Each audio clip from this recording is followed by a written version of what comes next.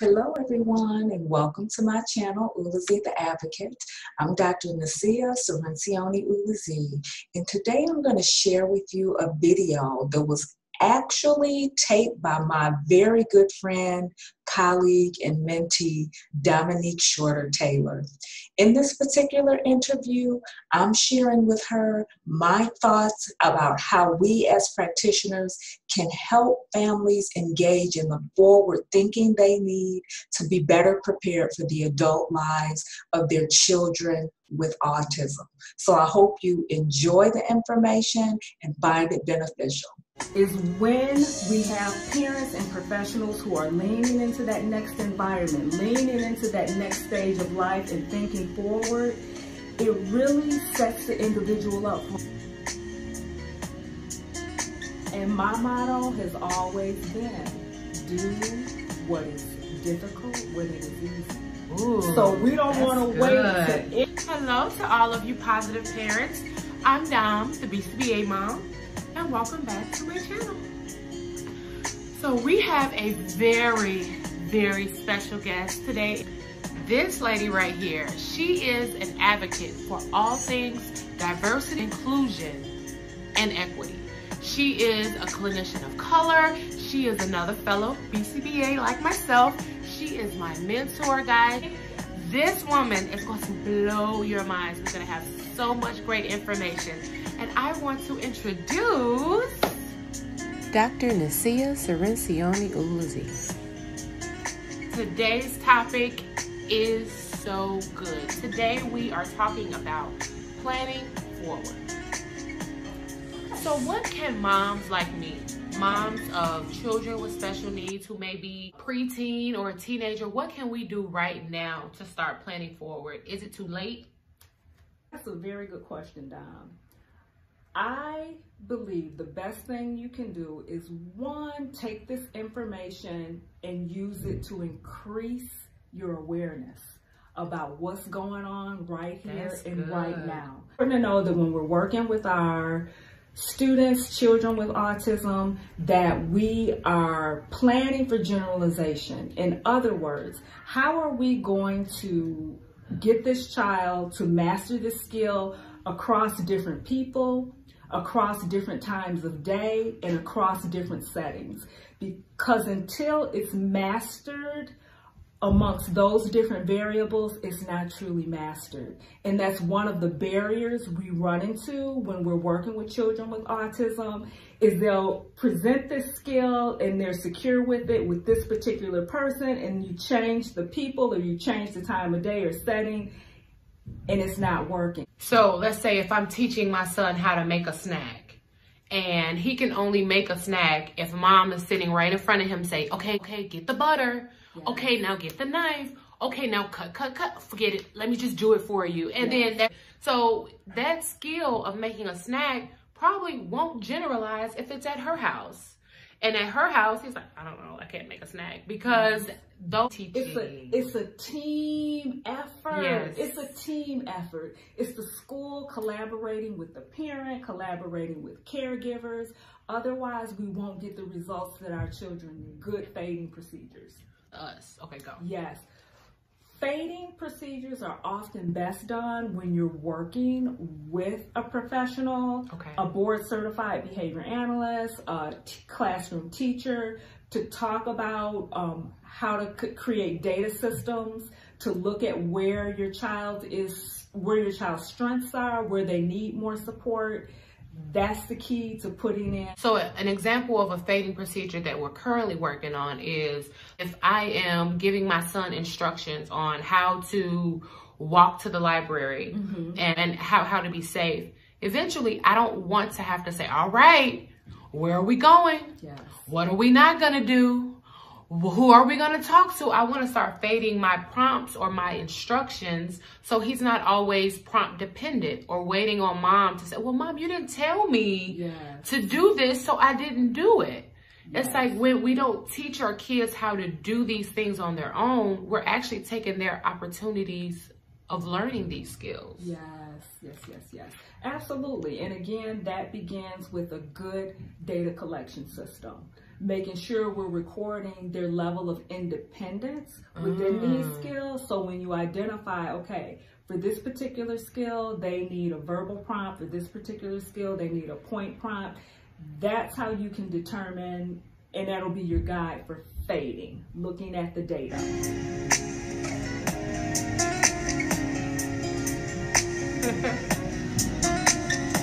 Okay. So I recently did a video on how to get your kids to do chores. And the premise of that video was to highlight just giving your kids more responsibility so they can have accountability and to be more independent. Is that along the same realm of maybe planning forward? Or? Absolutely. Okay. I think chores are awesome, and a way you can really optimize chores is by pairing them with reinforcement. I like to start, because we all work for reinforcement. What do we work for? We work for that paycheck. Money. And we want to teach that to our young people. So it might start off as a token system. Okay. You do your chore, you do this chore, you get 2 tokens. And you can take those tokens and use them to purchase your reinforcer. And after a while, we can move the token system into where we're using money. And it's valuable because over the course of my career, I have met adults who don't value working for money. And that is a hard skill, a very difficult skill to teach to an adult. It's much better. It's a lot easier to teach that skill to a child. So for all the parents out there that says, I'm not going to pay my kids to do what they're supposed to do, that's not the case here. No. We're introducing them to currency. Yes. We are introducing them to a lifelong skill that they're always going to have. My parents always gave me an allowance for work. Yes. And when I turned 16, the minute I turned 16, I went out and I got a job. I've been working ever since then because absolutely powerful. Another thing that I recommend parents do, depending on what state you're in, is think about what services are available to your child when they become an adult. It goes by fast. I can tell you, I have an adult child and I can remember like yesterday, I can't.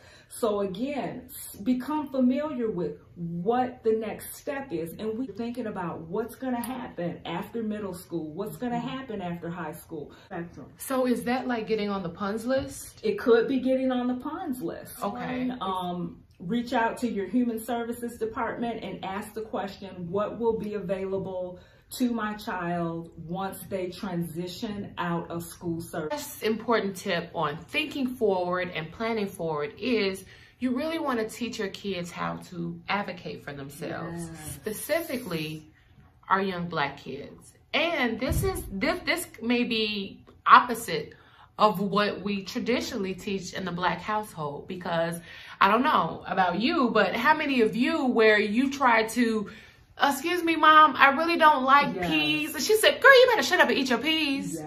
Or how many times have we tried to question our parents and say, hey, well, why is it that I have to? And they have punished that behavior or quieted our voice, because that's just a part of our culture to stay in a child's place, to not question what mom has to say and to not talk back.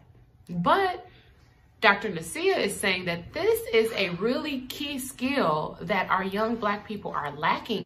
I supported being encouraged in the home. Certainly, you know, I grew up in an era and a time where when the adult said something, you listened. You did not talk back. You did not question. And that had me at a disadvantage later in life. Same. Yes. Same. It took me a while to find my voice. Yes. So what I encourage is we always want to teach our children to be respectful of elders. That's a huge part of our culture too. It's so important. But there is a way to be respectful and at the same time teach advocacy. just a conversation I'm looking forward to having, and I would love to hear people's feedback. Mm-hmm. Many of us are thinking, well, how do we distinguish advocacy versus disrespect? Yeah. Not establishing a clear boundary is why, you know, we are at a disadvantage with maybe some of our first responders. Yes. Or at a disadvantage when we're advocating to our teachers, because we haven't established, we are advocating, we're not being disrespectful. I am questioning, but I'm not questioning authority. I want to know the function. Yeah. I just want to know. I want to know the function. Yeah. Yes. You have a voice and you can use it. So how can we even teach that skill as young as a 3-year-old or a 4-year-old? Reinforcing it. Mm-hmm. Not punishing it. Mm-hmm. Reinforcing. A child asks a question. Thank you Mm-hmm. for that question. Thank you for bringing that to my attention. Mm-hmm. You know, for many of us, when we question, it was met with, you're not grown. Yeah. Stay in a quiet. child's place. Yes, yes. A child should be seen and not heard. So I think the first step is to, when it's done in a very appropriate, very respectful way, Mm-hmm. reinforcing that behavior. Mm-hmm. And another way I try to reinforce my kids' behavior as early as 2. I have a 2-year-old. If he says no, whether that's to a hug, to a tickle, to not bedtime. You can't say no to bed. But if I say, oh, give me a hug, give me a kiss, and he says no or no thank you, that's his way of advocating. I don't want to be touched right now. Powerful, and in the Black community, we're like, you better go give that person a hug. Yeah. You better kiss your grandma. You better, you know. Yes. But we have to honor or reinforce their advocacy. I'm letting you know that that's not my love language. Yes. I like high fives instead. Okay. And that's okay too. I'm looking forward to the feedback from this. Please comment on this topic. I know this is a touchy one in the Black community, period. It pretty much counteracts everything that we have been taught. But what we have been taught is generations and generations of, it comes, didn't have a voice to begin with. Yeah. You know, that you bring up a good point. Now, my family is from the rural South, from Mississippi and rural Alabama. Rural South. The rural South. So back in the day, you know, children were to be seen, not heard. For their safety. For their safety. Yeah. It kept them safe. That was the function of that behavior. When you talk behavior analyst to me, I just get excited. We want to get your feedbacks on how to fade yourself out of your kid's life. I know that sounds crazy, but this is what's going to help set them up for success. We can't prompt them and give them little tips and tidbits their whole entire lives, because that's not going to generalize when we're no longer around. We just want your comments on all of these great tips that we got today. We want to have a dialogue about this. We're gonna dive deep into this thing. 2020, hey, all about it. All about it. We're gonna go so hard. So I hope you're ready. Yes.